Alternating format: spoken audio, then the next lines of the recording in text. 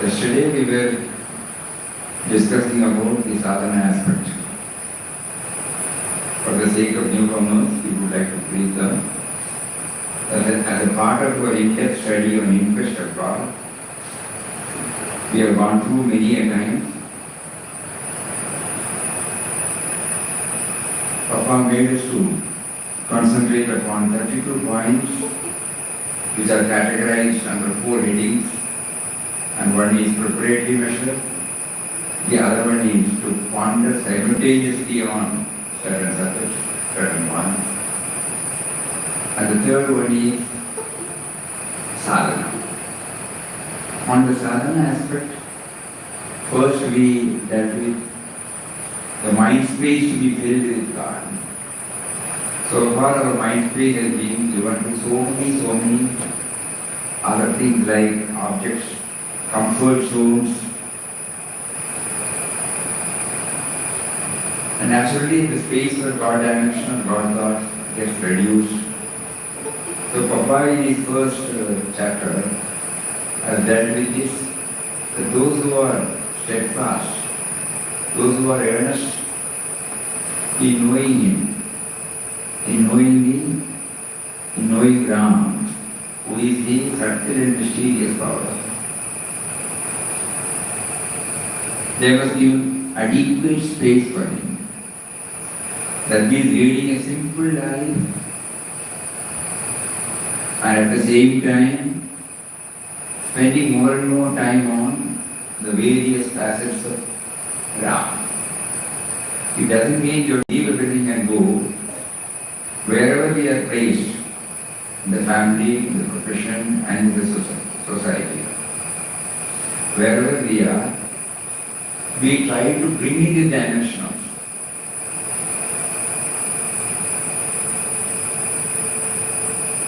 And if we don't make an effort to give space, whatever may be our disciplines or whatever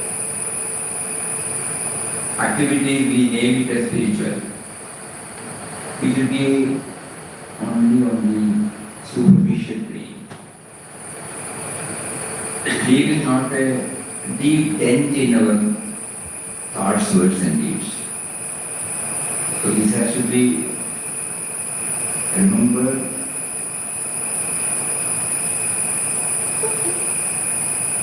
Because in Papa's case we know that right from the day he got this inspiration, there were only two. One is a sense of individuality called Ramdas, and the other was Ram. Though he was dealing with men and matters, all those were seen as different forms of Ram. That stage is difficult for all of us to reach. So here, he gives us a small ray of hope that we make a beginning. To choose for a need-based life than a desire-based life, number one. Number two, to try to go within as much as possible to find out our origin. And number three, to become aware of the bounteous gifts He has given, He has been giving. Right from the moment I was conceived in my mother's womb till this moment.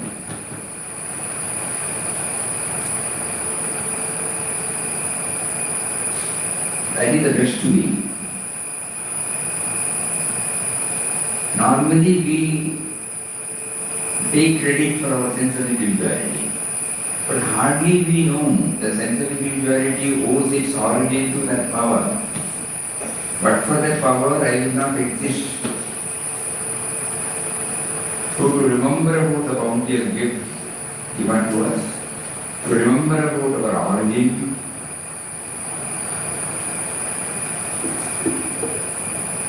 and to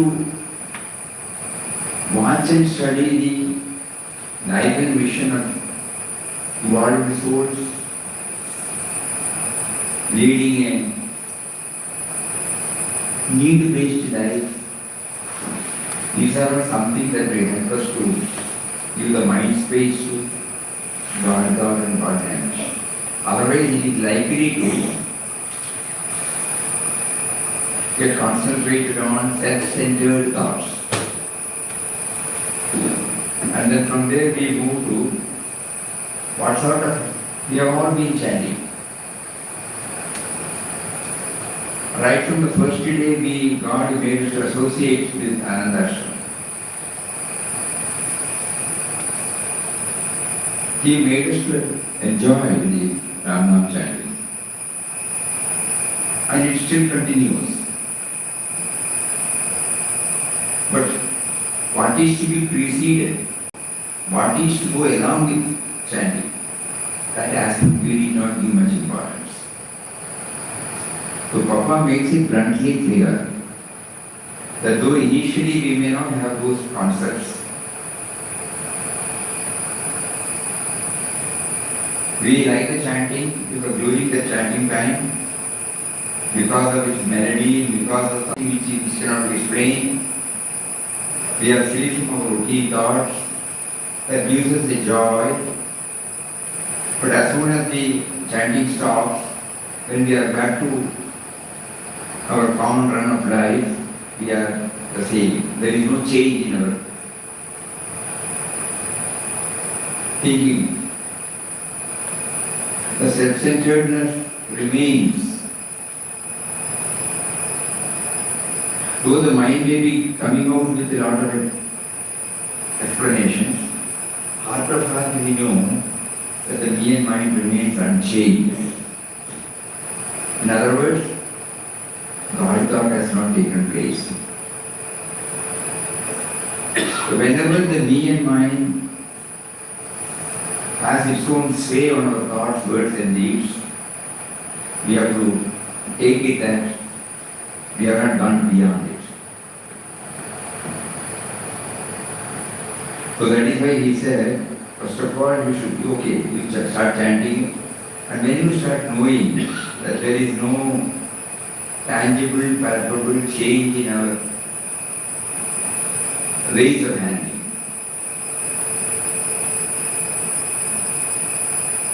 then we should try to know how do I make it qualitatively richer, the chanting.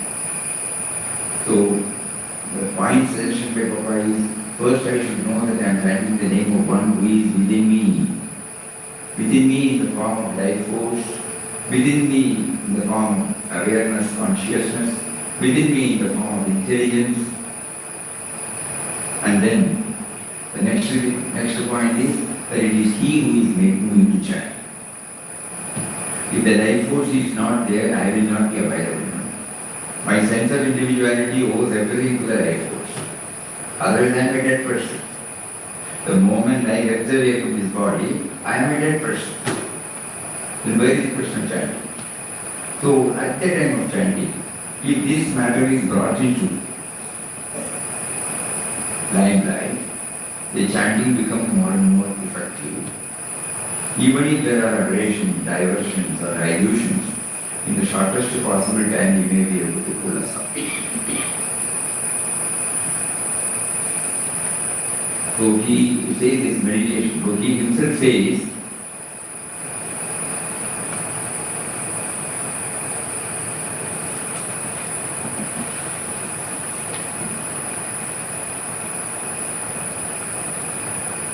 even a sadhaka should be wide awake, alert, heedful. He should closely watch the movements of his mind to wean it away gradually from the path of ignorance, guide it on the path of knowledge. He should develop a witness consciousness through meditation and self-surrender. It's a state of awareness of the immortal, radiant truth within him. In fact, this awareness itself is God realization. Easy way to understand this awareness absolutely is, we now know. We know that we are now sharing these words. We know now that we are hearing these words. And in the case of you all, you know that you are hearing. You know that you are sitting. You know that you are. The sense of beingness. So that is what is called awareness. So in order to keep up that awareness, we are chanting, we are remembering.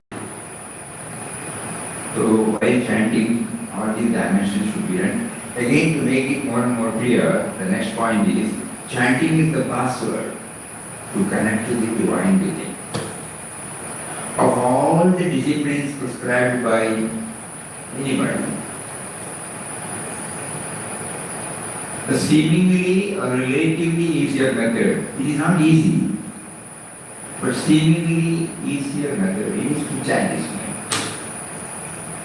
Because the chanting of God's name can be taken up at any time with no protocol, no preliminaries, no preparations, with no hard and fast rule that you should have the bath, you should sit here, each face, you should do this, you should do that, nothing. The moment we get up in the morning, right from that moment itself we can chant. And then when we get up and we try to go to the wash basin to brush the teeth, if there are one or two moments, seconds or minutes available, we can chant. After washing, so Papa is breathing, walking, bathing, eating, going, walking. At all times we may be able to keep it up.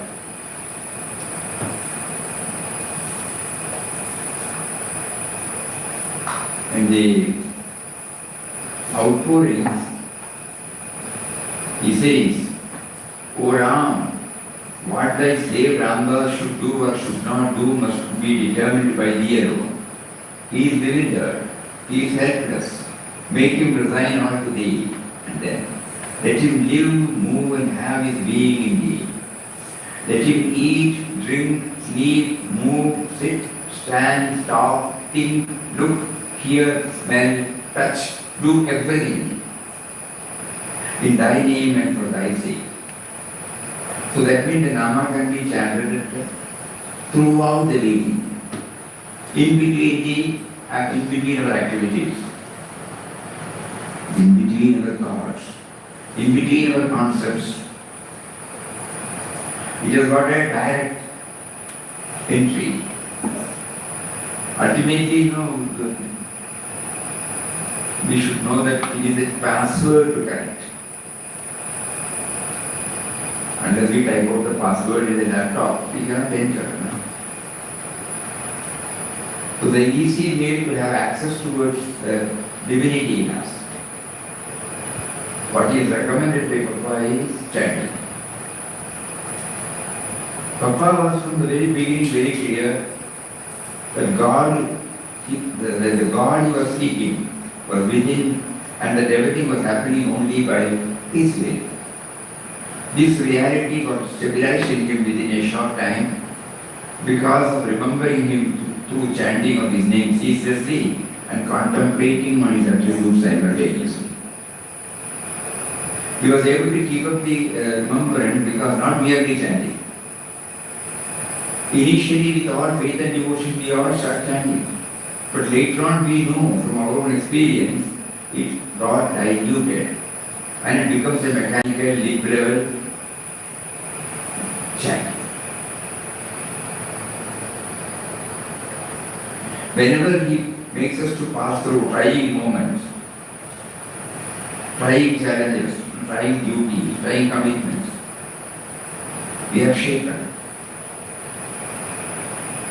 The fact that He is within and He is the one who is motivating or guiding or leading us, that aspect we forget. Because the chanting is not done with what is to be added on it. Again, we remember, nowadays only it is becoming clearer and clearer to all of us. When Puja Swamiji came here as Anandashram and met Papa, when Papa was sitting on the bench here, Swamiji explained to him his then mental condition and finally told him that he is like a dry leaf which can be tossed hither and thither. But he prayed, I should not be pushed to the lurking house. Let me be pushed toward the Paravati. This is the word he used. Papa looked at him, gave him the holy nod for take Rana, he said. So he was initiated then and there, outside. And then Swamiji said he had a lot of questions to ask. And Papa was keeping on. And he had nervousness also to seek clarity. But after waiting for some time, he finally said, can I stay here? Not now, Ramdas will tell you later. And the third question was,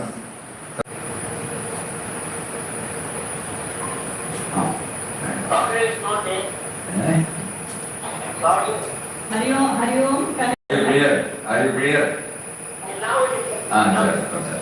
So then, Papa smilingly said, if you get doubt, that means you are not chanted the name properly. We were unable to understand what he meant by that. Swamiji said, we had doubt, not that we don't have doubt, but we cannot write to him.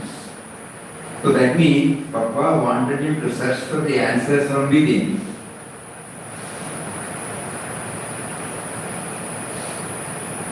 If he had said, oh yes, you can write to me, he did not try to dig out in his own way.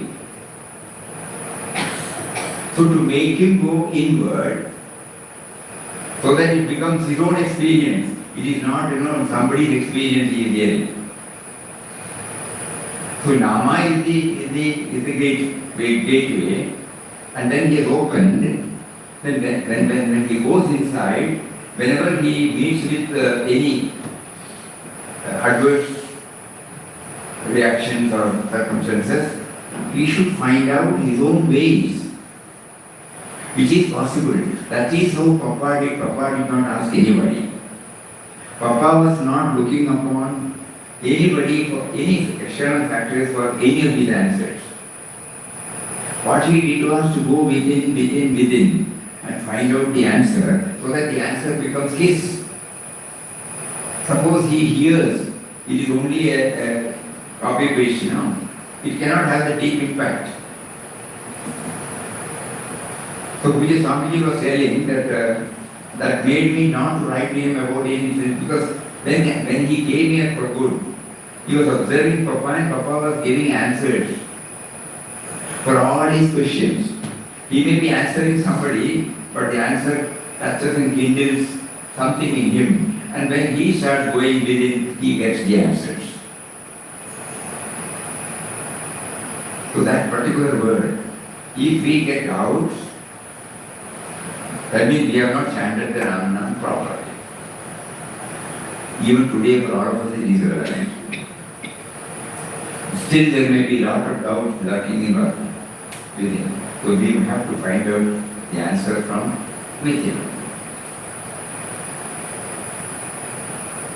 Papa was from the beginning very clear that the God he was seeking was within, and that everything was happening only by his will.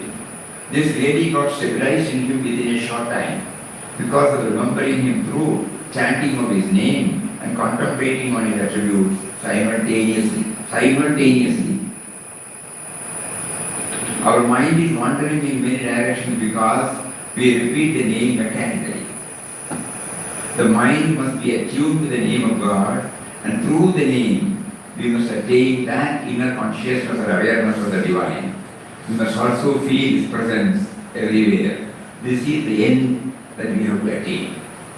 So first we have to give it as an idea, then move forward. It may take a lot of time. Perseverance, patience, commitment, all these things should weigh. Otherwise it will be difficult. And he further says the name is the link between the devotee and God. It brings the devotee face to face with him. In the sense, not physical face, We are chanting the name of one who is within us. We are chanting the name of one which is made possible by his presence within. Or in other words, he is making me to chant. Even that we suppose we learn it in the academic way, the interaction. With that we try to keep. Probably slowly it may percolate. And enables us to, Namasmaran is capable of granting the universal vision. This is very important. Whether I am expanding from me to be.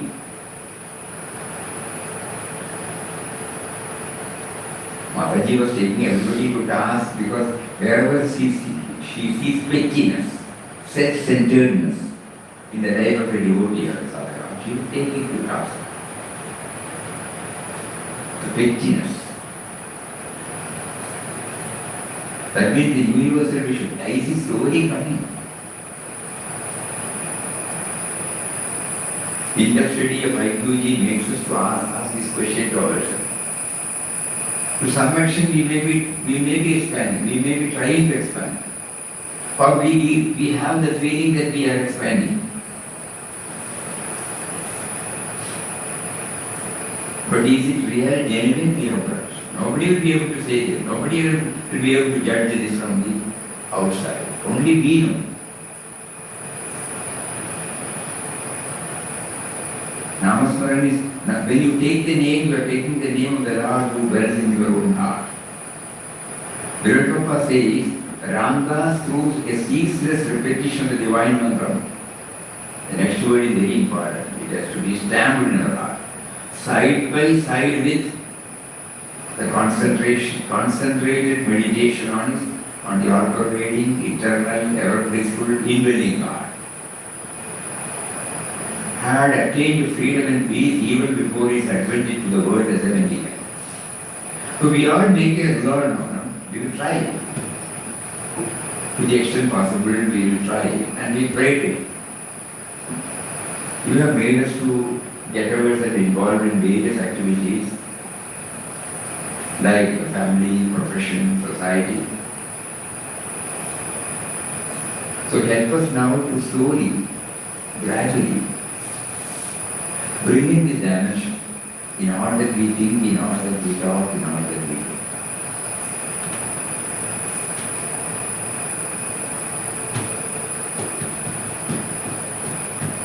We are just remembering the words of Lord Rama. You all remember? The other day when we were sharing a few thoughts on Yoga Vasishtha. Finally, when he explained everything, the ephemerality of the world, the futility in pursuing all these things, And he wanted a clear-cut answer from the gurus. And then finally he said, if you think I am not fit enough to get the answer, I will fast unto death. Remember? Such was his suggestion.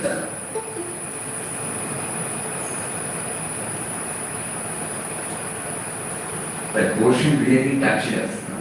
And it makes us to know what action we are all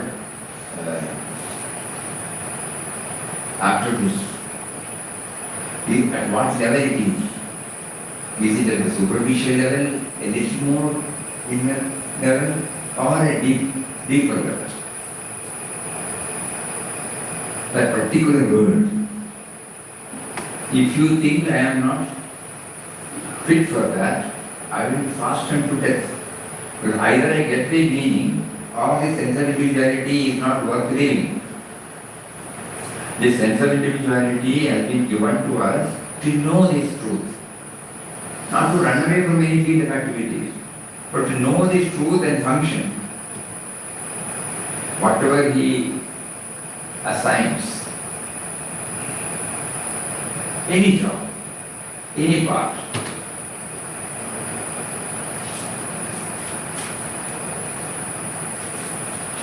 What are the two parts, Prabhupada mentioned,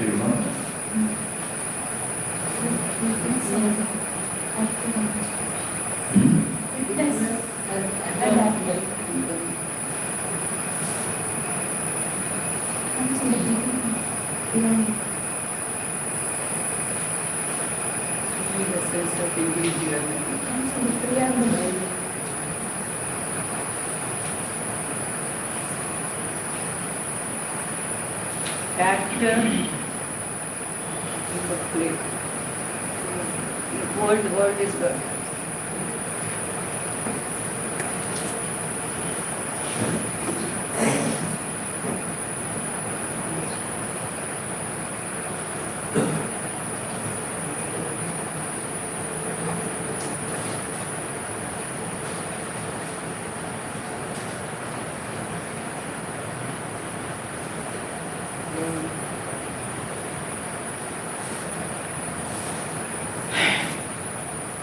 Throughout the entire road,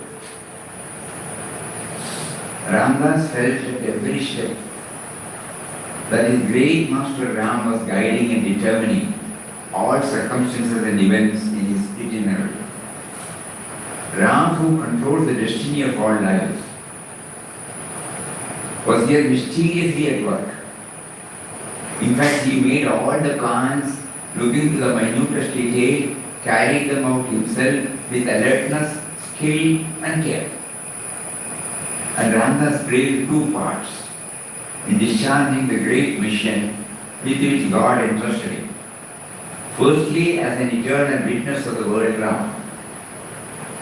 A witness who was dispassionate, unaffected, pure, blissful, and secondly, as an actor on the world stage, who performed his role in consonance with the divine initiative and will by spreading the unique message of universal love and service in the country he visited. In playing both these parts, as witness and an actor, Ramdas was under the dominating sway and protection of his Almighty Ram. Ramdas, being one with Ram, knew he was everybody and everything, for Ram had granted him the realization that he, Ramdas, and the world are not different. As power, God prompts and propels our beings and creatures to action. As the static state, he witnesses and sanctions all movements in nature, himself remaining ever still, calm, radiant, the support, the illuminator of the visible and the manifest life. The way that evolution is moving, producing cataclysmic changes, particularly in the affairs of men all over the world. Without such far-reaching changes, mankind cannot progress towards its destiny. Humanity has been groping in the dark to find a way out into the open light of freedom and peace from the congested, narrow, darkened prison house of its own making. So we remember this because how to make the Nama chanting more and more effective, how to ensure that it doesn't slip into a mechanical chanting, and how it helps us to evaluate periodically whether we are moving on the right direction. When we travel from, say, for example, Ashram to Mangalore, every milestone or kilometer stone will confirm that we are on the right track. Whenever we find the word Mangalore is missing, we will see whether this is the right route, whether we have taken a diversion. Similarly, in the spiritual path, we have to see the milestones. Milestones are in the form of transformation in ourselves. Milestones are in the form of expansion in ourselves. Milestones are in the way of giving space to others. Milestone is in the form of giving quality care and concern for others. Milestones in the form of precision, dexterity, efficiency in all that we do.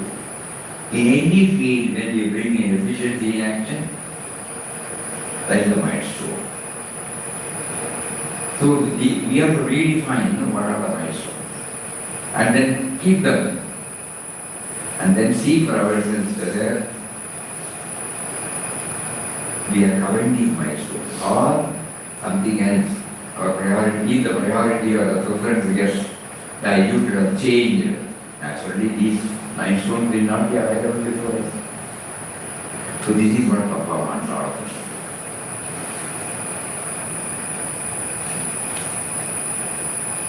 And the next point is very, very important, which is not important. No? Every time we repeat the word, it is important. So everything is important.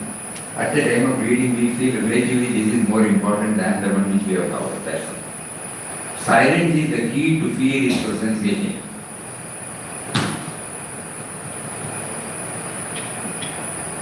Yesterday we were sharing the 4 stages, remember? First we feel nearness. Nearness to Him. Samipya. And when we intensify our efforts, we slowly have a glimpse of His presence and then get steady in the presence, which is called Sanidhya. The next stage pointed out by Mahatma, we slowly try to see them in and around us.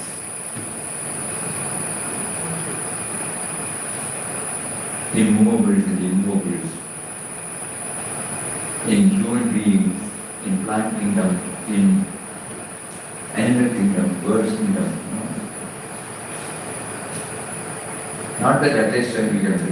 Slowly there it is coming in the form of compassion, in the form of giving space for them, in the form of caring, in the form of extending our knowledge. And then the last one they have pointed out is becoming one with Him. So the first and important stage is to feel His nearness. How do we do that? First step. So here Papa says, though utterance of God's name is given to us for this purpose, we should always know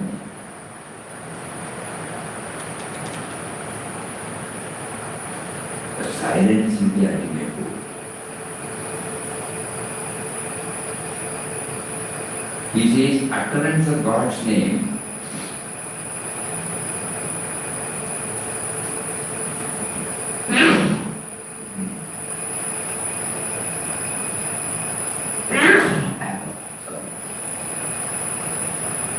utterance of God's name is to make the mind ultimately still,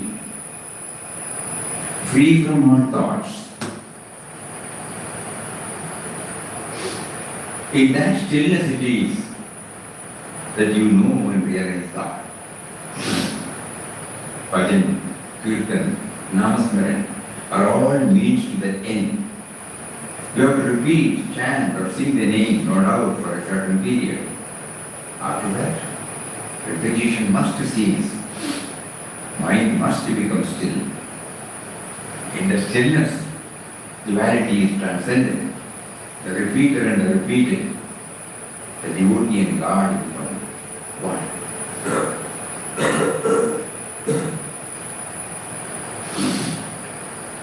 Absence of otherness. Every day we know, when we retire to bed,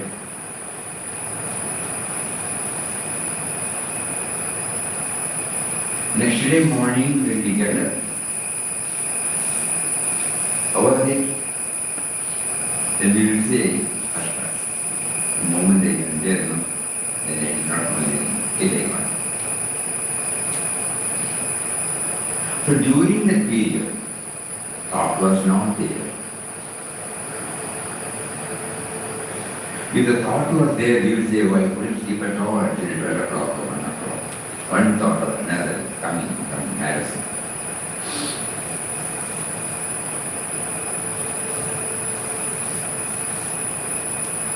So when the thoughts are not there, I am not also not there. I realize I exist through my thoughts. And the moment I come to the field, all my baggage is also overpowered.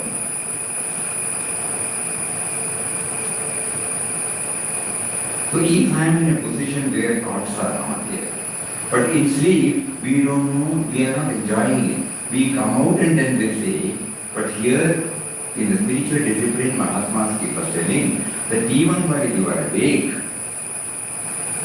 when you are in a state, in the trance state or what you call it, the thoughtless state, you will enjoy. You will enjoy your full knowledge. So this has to be born in mind.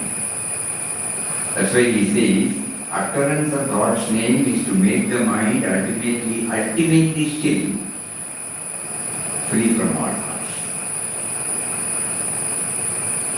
In that stillness it is, you know and realize God.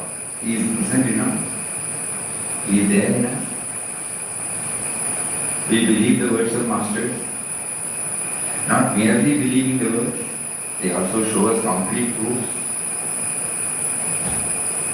But as we are not habituated to go deeper and deeper into it, our mind goes out. With the result, we are not becoming introvert.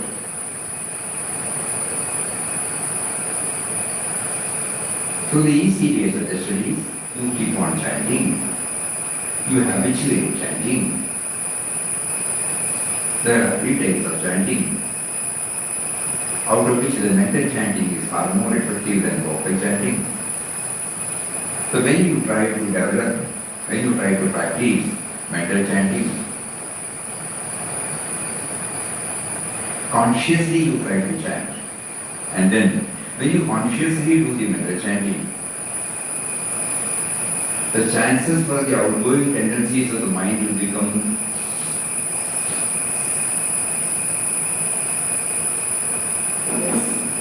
very less than less. Because the nama mental chanting serves as a fence.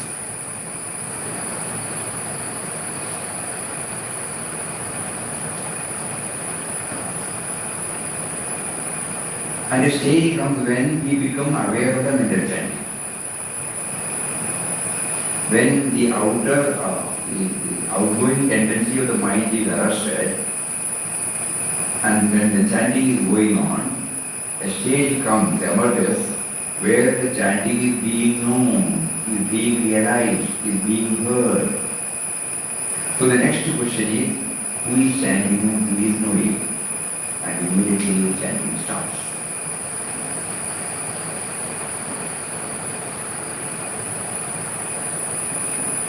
There's no reason, no, awareness itself is important. that knowing. The moment we become aware of the chanting, we have awareness.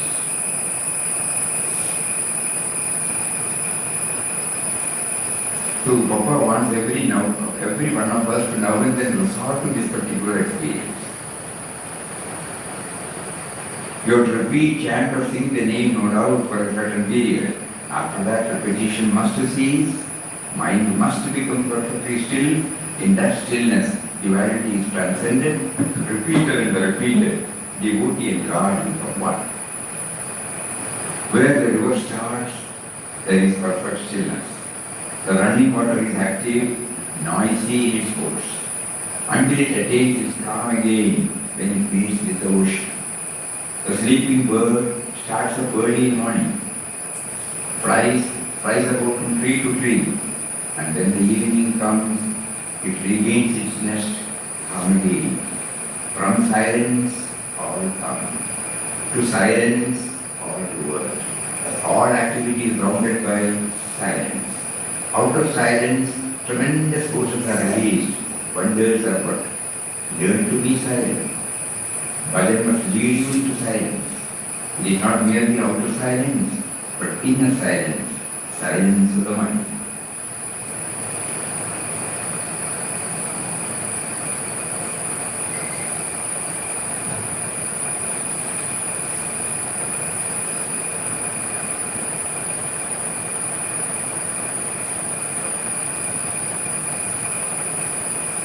Unlike any other points we discussed, we cannot move any more in this particular subject. But anything we say about silence is not silence. It is not an intellectual revelation, it is an experiential revelation.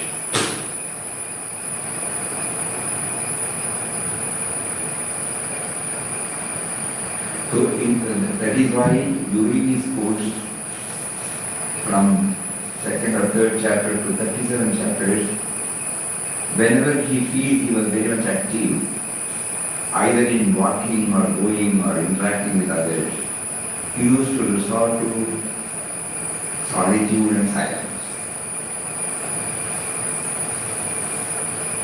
So the importance of silence. First of which he tried in Tirunelveli.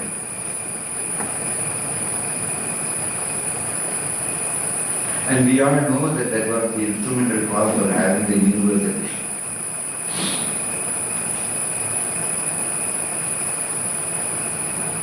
So in-depth study of the quest of God highlights this aspect.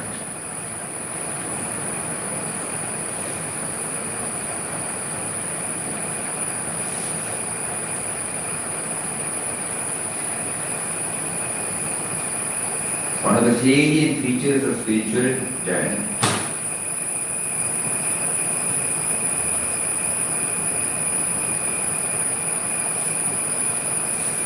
In our case, when we try for silence, the mind will run riot, it will not cooperate.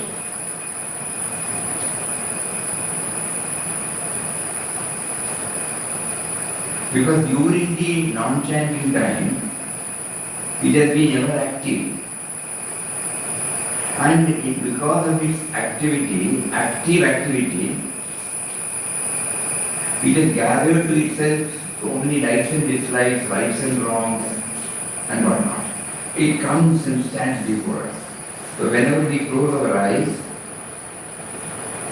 instead of turning within, it makes us to dwell on all these aspects.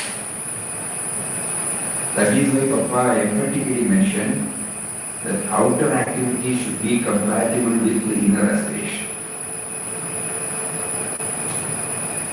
So merely resorting to silent chanting,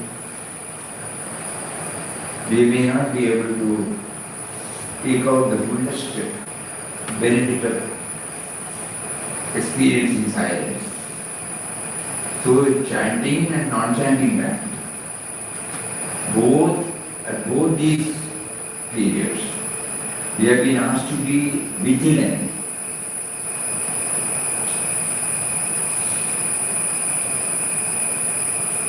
and constantly pray to Him. Pray to Him to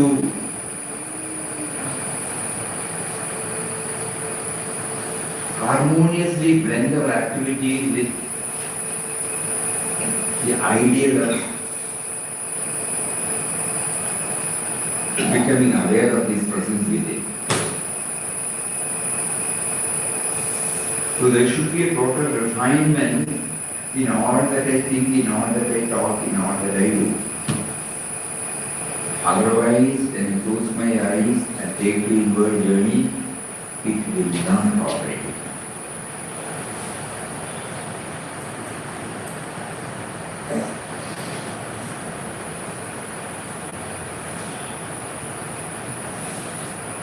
In one place he says, the inner beauty must reveal itself in outer contact.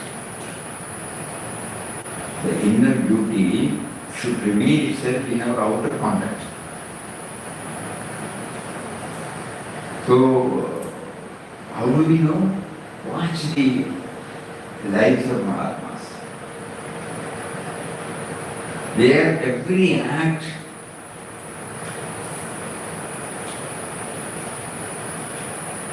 was giving us a solid message. So we get somewhat a direct experience by keenly observing. We would have observed.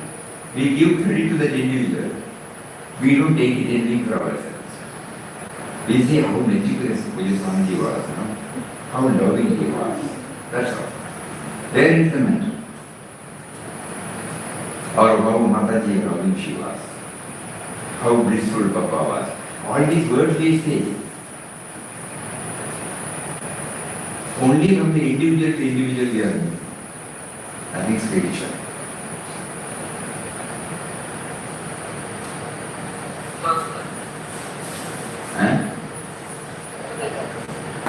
Think about it.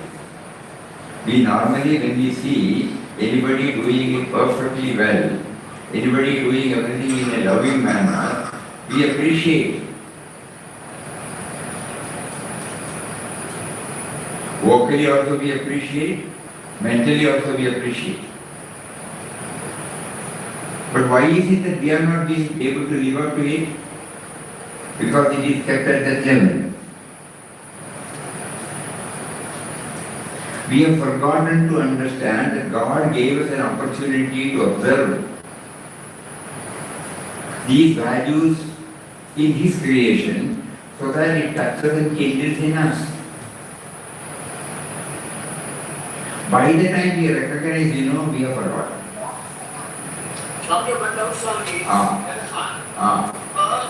when we do mental chanting and verbal chanting, the inner consciousness is silently watching it. So who should be silent actually? When we chant, inner silence is watching. Inner is something is watching. Consciousness is watching. But watching. Who has to be silent? Who should become silent? Consciousness is watching. Chanting. You yourself know the answer. Understood. You keep chanting. You don't have to mentally form concepts. If a concept is formed, the concept is a thought. So let us go through that process and see for ourselves. Conceptualizing a position and then moving towards it makes us to be away from the reality. So the best way is go through that experience. However much we say that this laddu is sweet, unless you eat, you will not. Rest of the things are okay, outer guidance. But ultimately my own experience will give. Correct. So Papa says, when you take to mental chanting, outer activities get arrested, and then he says what remains is only awareness, and that awareness itself is God realization. So let us all try to go through the experience. Yeah. Otherwise it will never become clear. Swamiji, can I ask a question? Yeah. So, I find that I have a question because in the book, Papa talks a lot about not paying attention to the physical body. But I find that attention to the physical body. and focused on the physical body, the sensations of the physical body, the mind becomes silent. And I have this experience. So I'm a little confused because when I focus on the physical body and when I'm washing dishes or doing anything and I'm focusing on the sensations of the body, the mind is silent. When we are concentrating on the body level, the mind becomes silent. That's what you mean. Sensations. Actually, it is not so. The mind becomes one with it. There is no diversion. Perfection comes only when the mind goes along with the action. Even the mind is not aware that it is going along with the action. Okay, so that's okay, I continue like that? Yeah, exactly. Perfection. When you excel in something, you will know that you are not even aware that you are doing it. Your entire thing gets concentrated at that particular action. The entire potentiality within you is channelized and it comes out in the form of perfection. Even from a tiny little job to the grossest you will find. Suppose you are typing out. Suppose the mind is, if you are conscious that you are typing out, you will not be able to bring it out. So will this lead to God realization, Yeah, according to the words of Mahatmas. So apply your mind whole soul. In Bhagavad Gita is saying, efficiency in action is called yoga. Yoga karmasu kaushala. Dexterity in action is called, perfection in action is called yoga. Yoga means union with God. So how does it come? When there is a total application of the entire potentiality in you, at the mental level, intellectual level, physical level. When somebody is in trouble, somebody has jumped, somebody has slipped into, you immediately go and immediately jump and try to save him. Your body, your mind, your intellect, everything is central. There is no self-interest there. When the mind does not act independently, the me and mind is not there. So the prompting then will, since there's no thoughts in that state, the promptings that come to us are like a directly from the divine to do like the next action. When there are no thoughts, that means it is coming from the divine. From the divine, from the source, you are right. So I will be The reflecting media called our mind, the moment it is passed through that mind, it gets distorted. But when it comes directly from that, it is foolproof. So absolute concentration is necessary. Doing anything. The other day we were sharing some thoughts, I don't know whether you all remember it.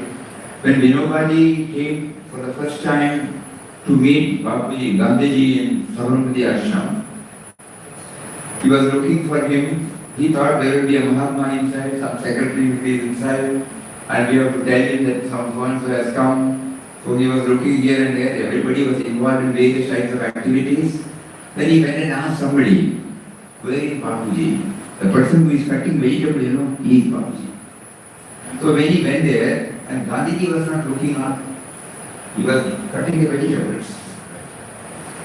Immediately he went and then Bapuji and I wrote a letter and you want me to come directly.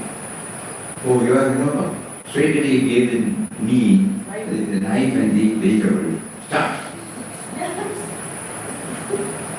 When we read for the first time, people didn't understand. Normally he give a lecture, this is for this particular type of sabbaji and it should be cut like this, you should be very careful while handling it, this and that and this and that, so many proteins are.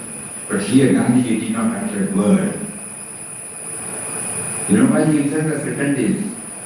He was straightaway given the knife and the vegetables and then he started cutting. Then he said, then only he knew what is yoga karma sukoshala. What is karma yoga? Any action with which this is associated, it is called karma yoga. Otherwise it is an action. But when it is karma yoga, it is enjoined with godliness. Perfection. That is godliness. Whatever creature comforts we are all now enjoying, through his chosen instruments, called scientists or anybody, or agriculturist, anybody in that line, he made them to probe deeper and deeper and deeper into it and brought out. And that is why it is not kept for that particular person's family. It is given to the public at large.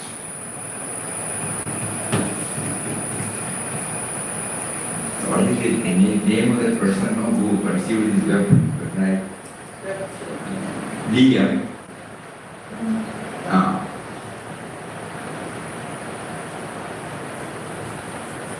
The concept of website. Ending with the D, something like that. So when he brought out and he was asked what is your charges, he said, this is so I can pay back to the society for all that has been done to me. How did he conceive this? Can you imagine? Today we complain, whenever there is any break. What is called net? What net? Internet. There is no visible connection. Tim Berners-Lee. Tim Berners-Lee.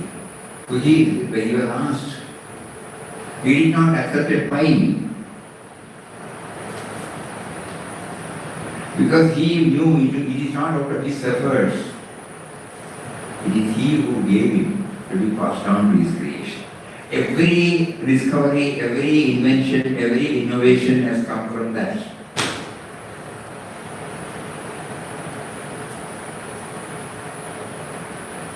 We were telling, we all come from the coffee plantation background. So when we see the coffee plant, we remember how the coffee plant has come. Through a seed, we raised a seed, we had a nursery, and then we have plastic bags containing soil mixed with cow dung powder, mixed with little bit of sand for the roots to go in, and then we put this, we water it, we mulch it, and then 2 or 3 years it becomes a seedling, and then the seedling is planted. After 4 or 5 or 6 years, economic bearing starts, and it keeps on giving to us. There are cultural operations to be carried out every year. Okay, then it is once in a year. Then we take the crop. Then it is processed.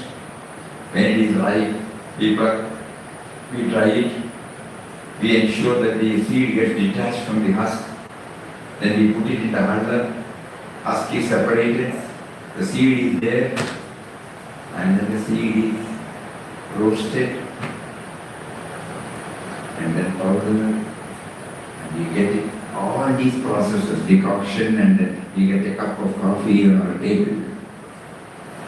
All these things have come from where? Destination.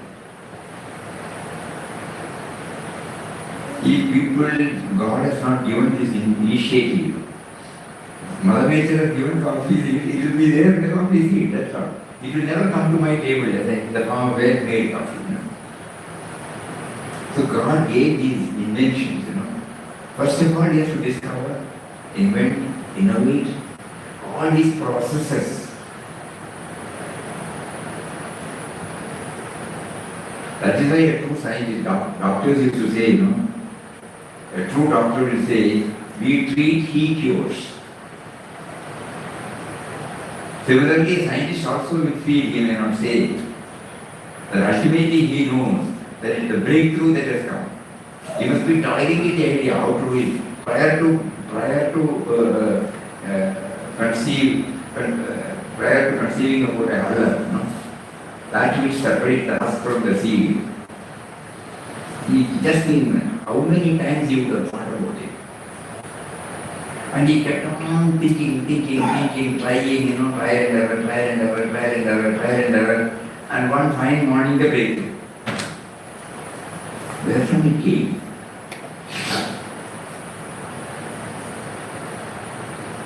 So we all started from this meditation. Normally the word meditation gives a wrong start for us because we immediately think of a person sitting in a meditative mood, in a meditative posture. Vertebral column, right? Padmasana, looking straight and then concentrating on the point between the eyebrows, center, like that, But here, no. Papa is not referring to any such type of meditation. He did meditation on the attributes. All these possibilities, potentialities are within us. That is why it is called omnipotent, Sarvashaktiman.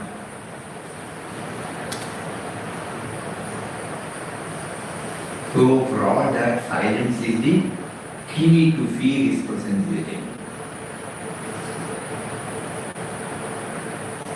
Total involvement, Papa used to bring out the simile of a rotating.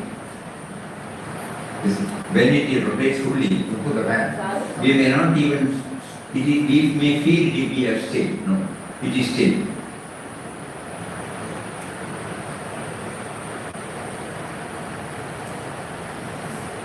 So the stillness should lead to that experience.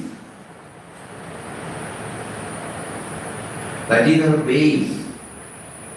That is the substratum. So we may not be able to sit in silence throughout our waking period because of various preoccupations which God has given to us. So now we take it that every now and then we try to resort to silence.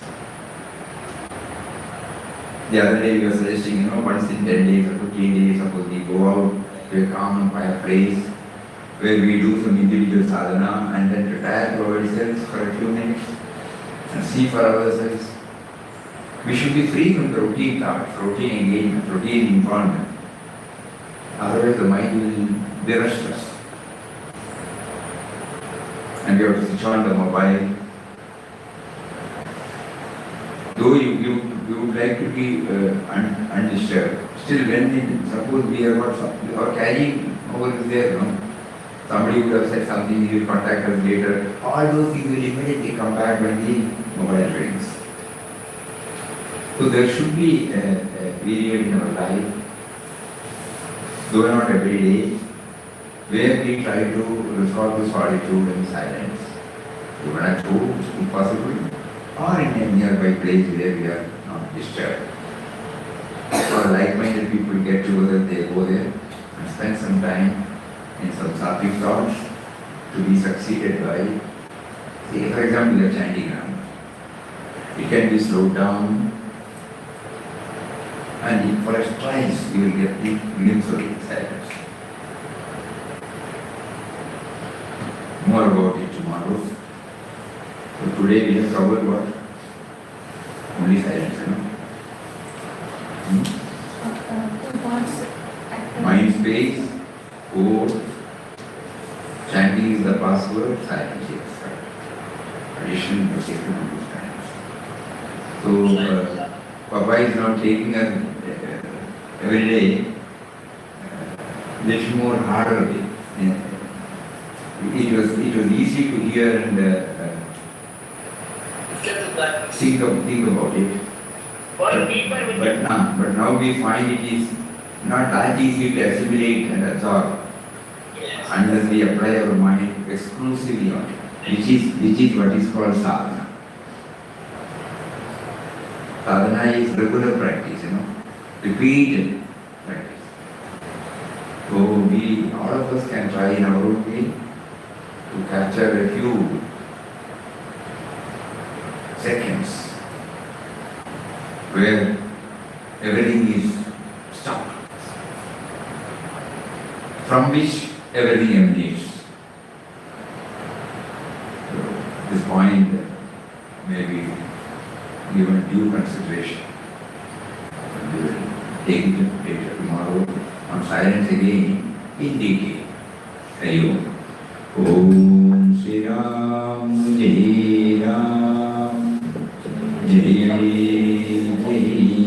Ram Shri Ram Jai Ram Jai Jai Ram Shri Ram Jai Ram Shri Ram Jai Ram Jai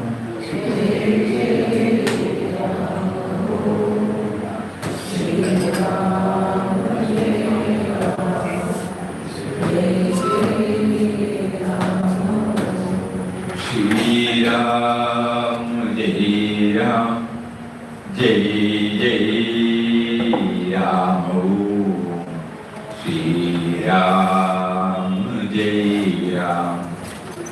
Jai Ram Shri Ram Jai Ram Jai Jai Ram Shri Ram Jai Ram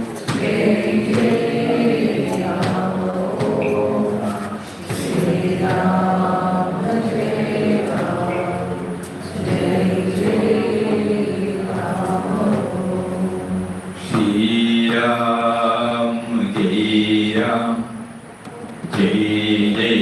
Shri Ram Jai Ram Jai Jai Ram Shri Ram Jai Ram Jai Jai Ram Shri Ram Jai Ram Jai Jai Ram Shri Ram Jai Ram Jai Jai Ram Shri Ram Jai